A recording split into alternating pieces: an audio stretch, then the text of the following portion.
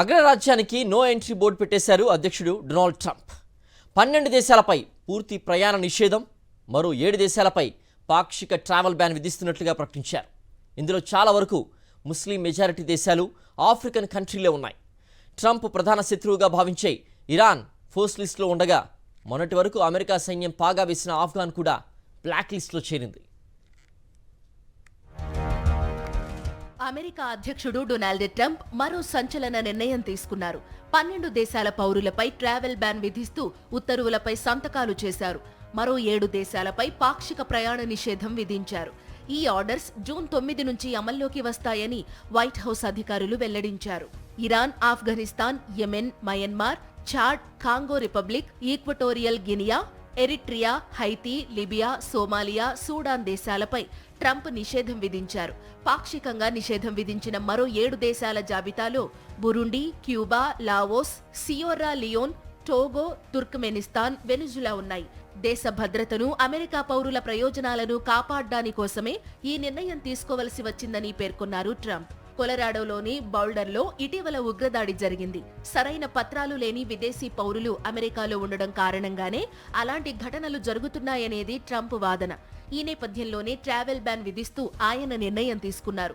దేశ భద్రతకు ముప్పు అని భావించే వారిని అమెరికాలోనికి ఎన్నటికీ రానివ్వబోమని పేర్కొన్నారు. Very simply, we cannot have open migration from any country where we cannot safely and reliably vet and screen those who seek to enter the United States. That is why today I am signing a new executive order placing travel restrictions on countries including Yemen, Somalia, Haiti, Libya, and numerous others. The strength of the restrictions we're applying depends on the severity of the threat posed. The list is subject to revision based on whether material improvements are made, and likewise new countries can be added as threats emerge around the world.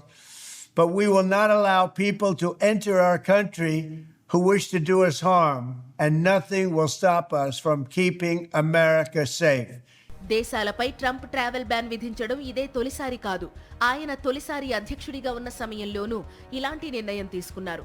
2017లో Iran సహా 7 ముస్లిం majority దేశాలపై ప్రయాణ నిషేధం విధించారు. అప్పట్లో ఈ నిర్ణయాన్ని America supreme court కూడా సమర్థించింది. ఇప్పుడు Trump తాజాగా చేసిన ప్రయాణ నిషేధ ప్రకటనపై ప్రతిపక్ష డెమోక్రాట్లు అసంతృప్తి వ్యక్తం చేశారు.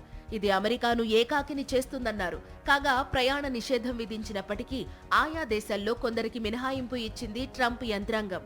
ప్రధాన పోటీల్లో పాల్గొనే క్రీడాకారులకు, ప్రత్యేక ఇమ్మిగ్రెంట్ వీసాలు ఉన్న ఆఫ్ఘన్ పౌరులకు, 2 దేశాల్లో పౌరసత్వం ఉన్న వారికి ఈ మినహాయింపు వర్తిస్తుంది.